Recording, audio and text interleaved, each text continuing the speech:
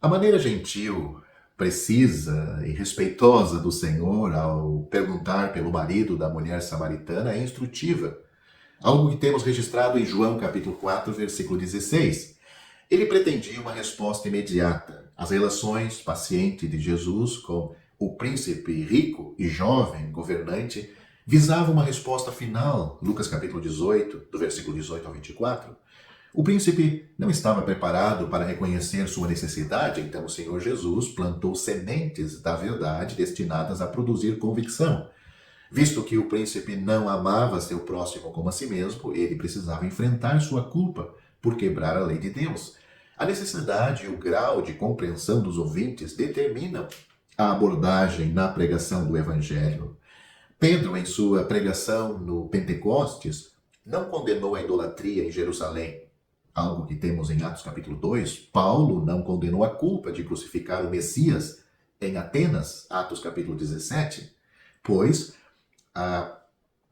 as pessoas nestas duas ocasiões são diferentes. E nós vemos o exemplo de como o pregador deve agir com a sua plateia, com o seu público. Pregar sobre o pecado foi e é essencial em todas as gerações. Noé é chamado de o pregoeiro da justiça, 2 Pedro capítulo 2, versículo 5. Noé vivia e pregava na contramão da vida de seus conterrâneos. E viu o Senhor que a maldade do homem se multiplicara sobre a terra, e que em toda a imaginação dos pensamentos de seu coração era só má continuamente. Então arrependeu-se o Senhor de haver feito o homem sobre a terra, e pesou-lhe em seu coração. E disse o Senhor: destruirei o homem que criei de sobre a face da terra, desde o homem até o animal, até o réptil e até a ave dos céus, porque me arrependo de os haver feito. Noé, porém, achou graça aos olhos do Senhor. Gênesis capítulo 6, versículos 5 ao 8. A mensagem de Romanos capítulo 3, versículos 22 e 23, de que não há diferença, porque todos pecaram e destituídos estão da glória de Deus, confronta o pensamento humano. Mas sua apresentação não precisa ser conflituosa ou ofensiva. Alguns que ouviram a pregação apostólica ficaram desconfortáveis e ofendidos. Atos capítulo 2, versículo 37, capítulo 4, versículos 1 a 3 e no capítulo 7, versículo 53. O conteúdo da mensagem, não a forma de sua apresentação, foi o motivo. A pregação no poder do Espírito de Cristo convencerá cada indivíduo de sua ruína total diante de Deus, do remédio que Deus tem preparado em Jesus Cristo e da responsabilidade de receber pela fé o remédio de Deus. O pregador deve ser sensível às necessidades dos ouvintes, lidando com verdades de confronto da maneira mais provável de ser eficaz. Pregar o Evangelho é um serviço. Os servos precisam ser fiéis e honrarem ao seu Senhor, sem deixar de ter compaixão por aqueles que um dia estavam no mesmo lugar que ele, longe de Deus, nas trevas do pecado e de Satanás. Dentre todos os pecados, há um que encabeça a lista. Este pecado introduz todos os demais. Por meio dele, todos os outros se sucederam.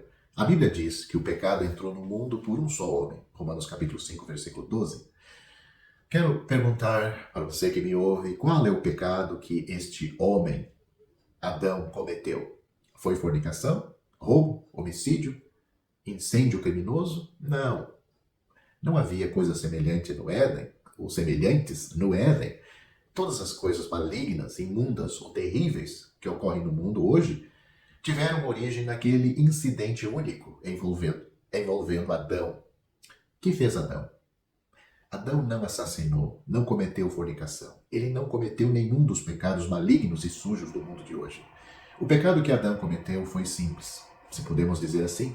Adão achou que Deus estava escondendo algo dele.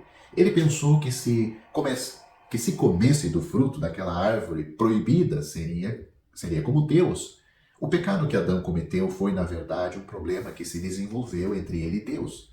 Deus esperava que Adão permanecesse em sua posição. Contudo, Adão não acreditou que aquilo que Deus lhe havia dado fosse proveitoso para ele. Ele começou a duvidar do amor de Deus. Um problema surgiu, então, em relação ao amor de Deus. O pecado de Adão foi um problema que surgiu entre ele e Deus. Em decorrência disso, todos os tipos de pecados se sucederam. Em João capítulo 3, versículos 17 e 18, o Senhor Jesus disse que quem não crê nele para ter a vida eterna, ser salvo, já está condenado. O motivo de o homem cometer pecados é que ele não tem um relacionamento adequado com o Senhor Jesus, ou seja, com Deus. No Antigo Testamento, quando o homem deixou de ter um relacionamento adequado com Deus, todos os tipos de pecados foram cometidos. No Novo Testamento, quando o homem deixa de ter um relacionamento adequado com o Senhor Jesus, é que todos os tipos de pecados são cometidos. Aqui reside todos os problemas. Enquanto está atento a esta mensagem, você pode achar que, apesar de eu ter provado que você é um pecador, na verdade você não cometeu muitos pecados. Mas ninguém no mundo pode dizer que não cometeu o pecado de não amar a Deus. Tampouco existe alguém no mundo que possa dizer que não cometeu o pecado de não crer no Senhor Jesus. Note, eu não disse que as pessoas não creiam que Ele existe. Eu disse que as pessoas não creem nele como Salvador pessoal, totalmente suficiente para levá-las para o céu. Por isso, ninguém pode dizer que não é um pecador. Agradecemos a Deus porque a sua salvação é completa. Ele tratou com nossos pecados diante dele. Ele também julgou nossos pecados na pessoa do Senhor Jesus. Além disso, o Espírito Santo aplicou a obra de Cristo a nós, a todo salvo, a todos os que já creram em Cristo como Salvador, para que pudéssemos receber o Senhor Jesus e ter paz em nossa consciência. Uma vez que a consciência é purificada, não há mais percepção dos pecados. A Bíblia diz que o sangue do Senhor Jesus purifica-nos de nossos pecados. Portanto, podemos desfrutar de paz e alegria, pois não sentimos mais a presença dos pecados perdoados por Cristo. Isso é maravilhoso. Estou alegre, porque quando a consciência é purificada, não mais precisamos estar conscientes dos pecados que nós mesmos cometemos. Se nossa consciência ainda está consciente dos pecados, é porque ainda há registro de pecados diante de Deus. Mas se os pecados se foram de diante de Deus, como ainda podemos estar conscientes deles? Uma vez que os pecados diante de Deus foram tratados, pois foram tratados através da morte de Cristo, os pecados em nossa consciência também devem ter sido tratados. Assim sendo, não precisamos mais estar conscientes de nossos pecados.